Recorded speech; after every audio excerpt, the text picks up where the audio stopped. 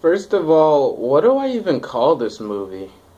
The Fast and the Furious 8? Fast and Furious 8? 8 Fast, 8 Furious? Furious 8? I know the title is technically The Fate of the Furious, but honestly, I counted. The word fate is only said 2 times, and the movie has really nothing to do with fate. So, considering this movie is closest to Furious 7 and it came out right after, I'm just going to call this movie Furious 8.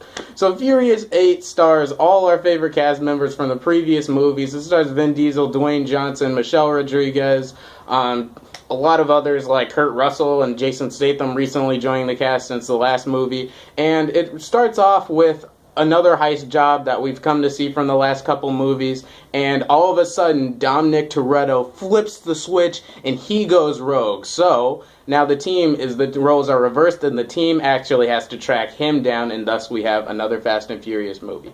Now, before this week, I had never sat down to actually watch a full-on Fast and Furious movie, because I would see the trailers for this movie and I'd be like, for these type of movies, and I'd be like, they made that already. How is this a thing for the 5th, 6th, 7th time? They already made this movie. But I actually sat down to watch them this week, and I was right. They were the same movie basically 7 times. But that's not about that. About Furious 8, I was thinking the plot looks a lot more interesting this time around. So let me see if they can, surprise me. Let me see if they can do something different. And I'm happy to report that I had a lot more fun with this movie than I was initially expecting. So we start off the movie with a beautiful establishing shot of Cuba, and then we get into another shot of the underground racing scene we're used to. And the underground racing scene means, you guessed it, girls and booty. A lot of booty. Booty compilation number 8. So as soon as I saw those shots, I was like, nope, they're doing the same movie for the 8th time. Okay, let's just see if we can have a good time here. But starting off, what I liked about the movie is the action is so great. It's great because even though the movie is completely goofy, it's really silly, the action pieces are so over the top, you can't help but be invested just because of how fake they are. Like, you're just seeing seeing these cars like burst through other bulletproof, like lethal rounds, armor piercing rounds, and you're like, okay, that normal car is okay, but they keep going, and it's just like, it's a whole mess. But I really like the action sequences this time around. Specifically, the fist fights I thought were really handled very well. Although not all of them are shot perfectly. There's a lot of shaky cam, there's a lot of dramatic cuts that kind of make it jarring, especially towards the climax. There's like 3 or 4 things going on as usual, and you're like, wait, what?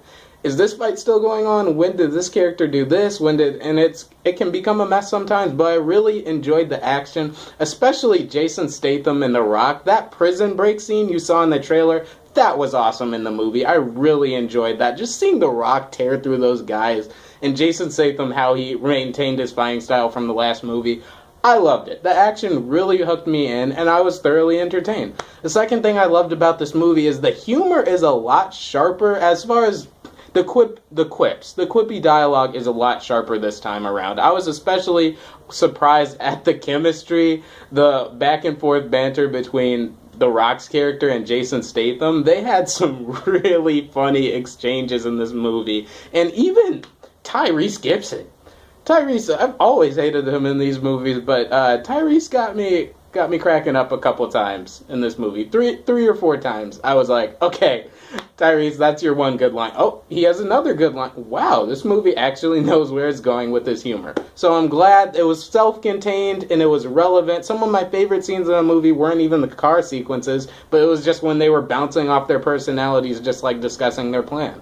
The third thing I loved about this movie is that it has actually surprisingly solid emotions. Now, after Paul Walker and the emotional scene that was the production of Furious 7, I feel like these movies really knew they had to start setting the bar as far as the emotions between the characters, and I can say they adequately delivered. Another thing I loved about this movie was the supporting characters, especially from Furious 7, making their return in this movie. Just was really great. Okay, first of all, let's talk about The Rock for a second. I'm one of those people that didn't like The Rock that much throughout these movies, but I began to like him more than less, and I was just teeter-tottering. Furious 5, I didn't.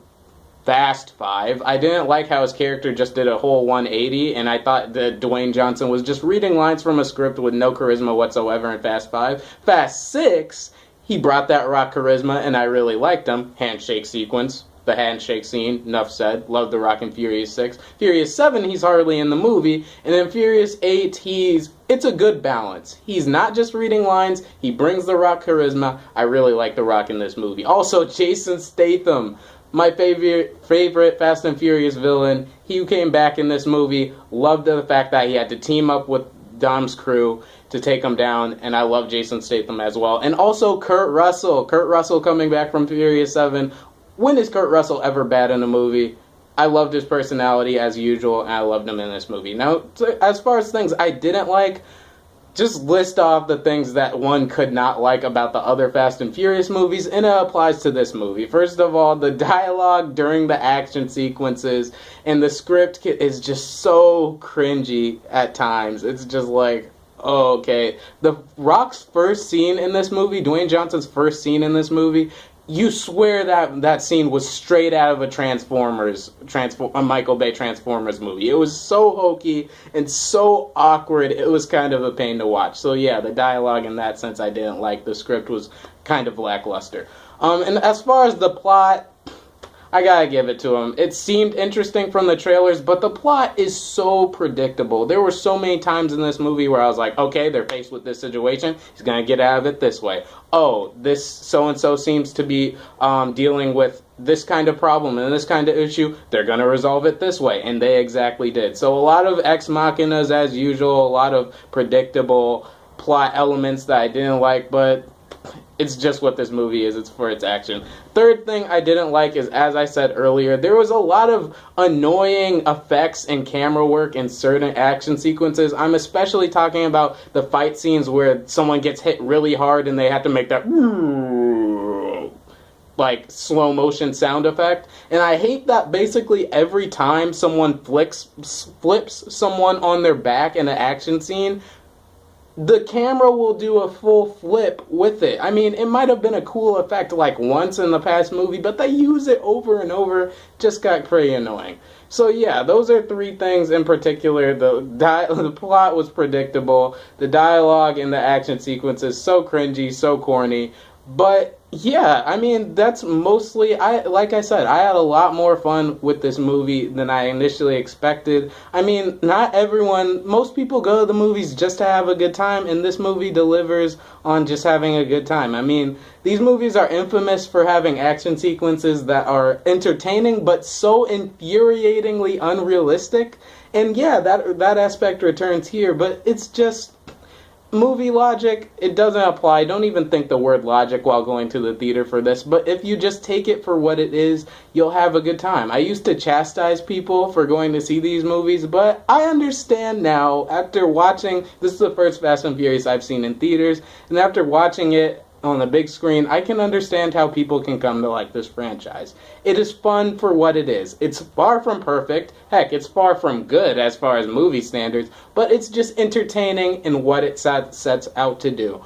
I'm going to give Furious 8, whatever you want to call it, Fate of the Furious, I'm going to give it 3.5 stars. I enjoyed it more than I thought I would. Alright guys, I'm Pac. Thanks so much for hearing my perspective, and I'm out for now.